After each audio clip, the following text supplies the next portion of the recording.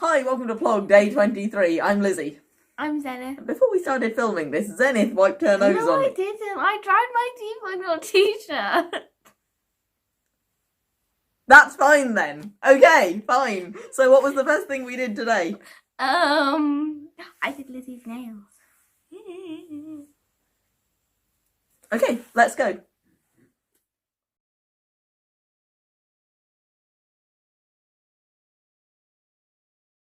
And this is today's daily duckling update.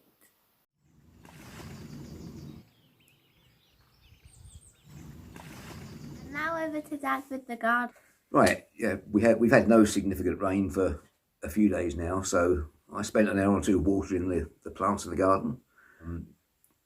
Broad beans we've grown lots of. In fact, they were planted out in the autumn, but they're beginning to dry out, so they need to be watered every 2 or 3 days now. Also got the garlic, which I'll probably only need to water once this year. I think that probably should see it through to the harvest in May or June. And a few leeks, which I actually planted out again in autumn to see if they would raise early leeks in the summer. I've never tried that before. In fact, I've never seen it done, but I know it works with onions, so I thought I'd give that a try. Oh, and Alex planted a few more broad beans. We're trying to stagger them so we get a few throughout the summer. That's about it, I think. Yep, thank you.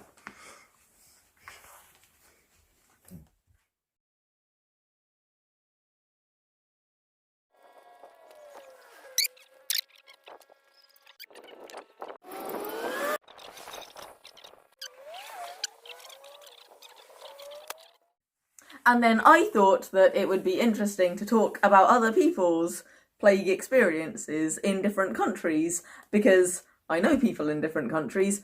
So let me introduce you to Kate.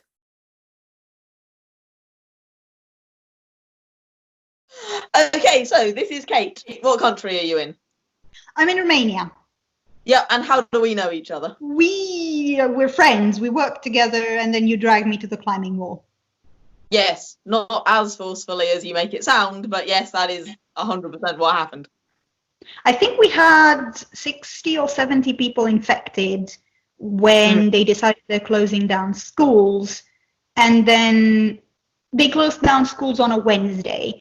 It took them until Friday to decide to go into the state of emergency and to start actually locking down things.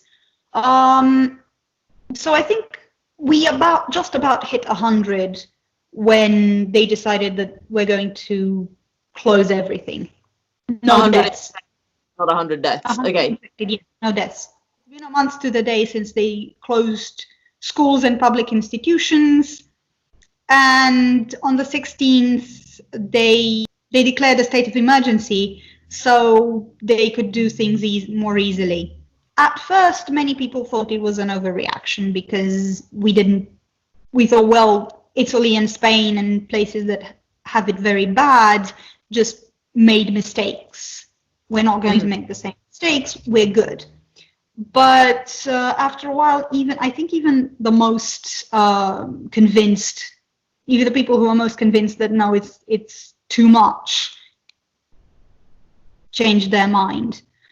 Only essential workers are going to work. Essential workers means workers in the health system, and basically shopkeepers, drivers. Most shops still do delivery. So even furniture stores and sports items and stuff like that, they still do delivery. We are allowed to go out of the house to buy groceries and exercise and walk our dogs and stuff, but we have to say, this is why I'm doing this.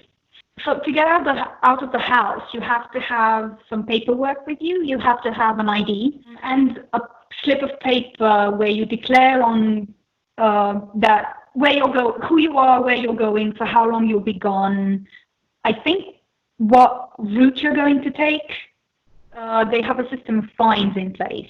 So if you go out of the house and you're caught, you have to pay up. And who are older than 65 are not supposed to go out after 1 p.m. or before 11 a.m. So they don't overlap with the people who go to work and they go grocery shopping either before or after work. but that doesn't mean that yesterday when I was out at like, what time was it? 3-ish, I think. I didn't see a bunch of 80-something-year-old men just sitting in a group feeding pigeons and chatting, no mask, no face masks, no nothing. The instruction is if possible, wear a face mask. If not, protect your mouth and nose with anything available. Don't touch your face, don't touch your eyes, etc., etc. I don't think that they realize what's going on, or that it's actually serious. How about churches and everything? Churches, hooray!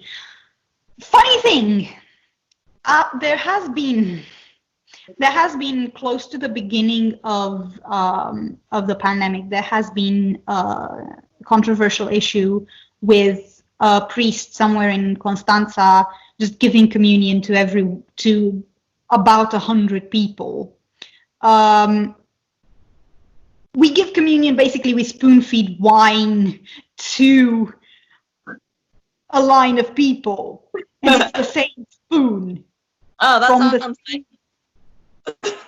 from the same glass of wine. But since then the churches have been the public, the official position of the church has been stay home. God is at home as well. You don't need to crowd to churches. We're going to be live streaming services. There's a TV channel dedicated to streaming church services. For years, it's been there for years. And they're like, we have that. Watch TV, participate if you want, in front of the TV. That doesn't mean that there aren't people who are outraged on behalf of the church. So there have been chain messages and articles written, and recently a judge has written a very angry letter about how it is a fundamental right of the citizens to be allowed to participate in religious services. So why is the government closing down churches? That since the inception of humanity, churches have been places to go and be healed and for God to work his miracles. And why are we keeping people away from the churches? And even church officials are like, no, please shut up. The people I interact with are in general, that guy's an idiot. Okay. I'm sure there are people who agree with him. I'm sure that there are. But generally people agree that going to church is not a good idea at the moment. Yeah. Which is surprising because you're generally quite a religious country, right? Yes, we are. We are a much more religious country than most. If you suspected that you had the virus, like, what would you do? I think the first step is to tell everyone around you, hey, I might have the plague, please stay away. And then you're meant to call your family doctor, but GP. Yeah, okay. And they're going to tell you basically stay indoors, don't come in contact with anyone. Basically, you end up in the hospital when you call an ambulance, which is later and later. So if 3 weeks ago you called an ambulance, hey, I have a cold, it might be the plague, they would come in with the isolation thing and take you away and take you to a hospital and get you tested. Now they ask, are you having trouble breathing? Do you have any pre-existing conditions? Blah, blah, blah. And then they come pick you up. I think that the number of deaths is genuine. The number of infected is not. Because they only test, at the moment, they only test you when you end up in the hospital. Romania is a country where the divide between rich and poor is quite extreme, right? So is it more concentrated in the cities? Is it in the countryside? Are there places which are like getting worse hit because of that? Or there are areas that have no access to a hospital on I don't know, 100 kilometers radius and stuff like that. It would just take one person to come from a bigger city with the virus into one of these small communities, and they're pretty much all gone. And do people have confidence that the medical system's gonna cope well with what's happening or not? No, one of the ways they convinced the people to actually stay indoors was stay inside because we cannot cope. If all of you get sick at the same time, we cannot cope.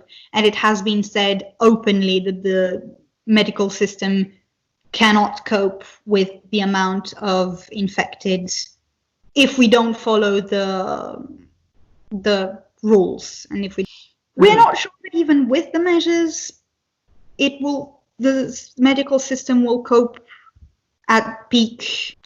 That remains to be seen. There's going to be a spike soon because of Easter and because people still come home from other countries. We're basically told, stay where you are. Mm-hmm. I've heard it on TV. They say, if you are in another country, stay there. There has been a limitation on mobility. We're not allowed to leave the country either. We're having problems now because we rely on Eastern European workers to come and harvest, and we're not going to have anyone. No one's allowed to come in from Eastern Europe. They are working on a very specific set of rules that they have to follow in order to transport people for these reasons. But it's a two-way street because a lot of our people, a lot of Romanian and presumably other Eastern European countries have people who rely on this as a source of income. We anticipate the peak somewhere mid-April to late April, early May. Depends on how it works, how it goes. We're only allowed to have the state of emergency declared for 1 month at a time. Okay. So they keep saying 1 month, but it was a month ago, and now they stretched it for another one. There is a prediction that there will be some release somewhere in midsummer, but with the specification that come autumn, it will go back to lockdown. The idea is that because the virus survives on surfaces as well, in midsummer, the most contaminated surface, which is the streets and asphalt, is going to heat up so much that nothing is going to survive on it. So they're saying that in midsummer, the risk of infection will be lower because of the high temperatures. But after that, flu season is coming again and colds and stuff. So we're going to go back to the safety measures that we had. No, people don't support that. People are already talking about about relaxing the measures and being allowed a bit more flexibility and freedom, which is not a good idea because they saw that we progressed slowly compared to, say, Italy that had hundreds of cases a day. I think we're still under 100 cases a day. And that's tested, that's not deaths. No, that's tested. There's also an unknown amount of people basically taking care of themselves in their homes. Yes, the deaths are accurate, yeah. The cases are wonky at best, but generally not that many people actually die at home. So if you're in a hospital and you die, you've probably been tested. I mean, there has been talk here as well of selecting who's going to get an intensive care bed. What do you call it? Is it intensive care? Yeah. But I don't think we're there yet. I don't think we're at the point when we have to select who's getting an ICU bed and who's not. And if it did get to that, do you know how they would do that selection? No. I know that they would prefer the young over the elderly, but who qualifies as elderly and who qualifies as young? Do you know anyone that's had the virus? No. I don't know not personally. I don't know anyone personally who has confirmed the virus. Do you and the people that you know, do you generally feel that it's being well contained and that like your government are doing a good job? Yeah, I think they're doing the best they can, and they're actually trying to help. And for one, they're not stuck in bureaucracy. So yeah, overall, I think a good job is being done. There are reports on TV, on official reports of what's happening in Spain and Italy. It's definitely affecting both how the government reacts and how the people react. Because seeing what's happening there, the government was more firm in action and more determined to act as soon as possible. And at the same time, the people saw how bad it can be, got scared, and decided to actually follow the rules. A lot of Romanians are in Spain and in Italy. In Britain, something that surprises me is that we don't look at other countries. Like the British public in general seem to think that looking at other countries and seeing what's happened there is a bad thing because we're Britain and we are the exception, and that's not going to happen to us. And I don't know if this is like a universal thing or if this is just weird British arrogance. Well, you are the exception. I think you are the only country where you have the chief of state sick in the ICU. I think Brazil's got sick. I don't think we're that bad. But is it the same in Romania? Or you said you guys are more willing to learn from other countries. You like looked at what happened and were like, oh, don't want that here. Most people do seem to actually want to follow these rules and to actually do something so we don't end up basically like you guys. And now we have a competition. Not really a competition because everyone wins who enters. Only the first 100 people. Yes, we want more subscribers. So, the first 100 people to subscribe on YouTube and follow us on Instagram will get... their name entered on Lizzie's face. Not face, Oh. but somewhere else.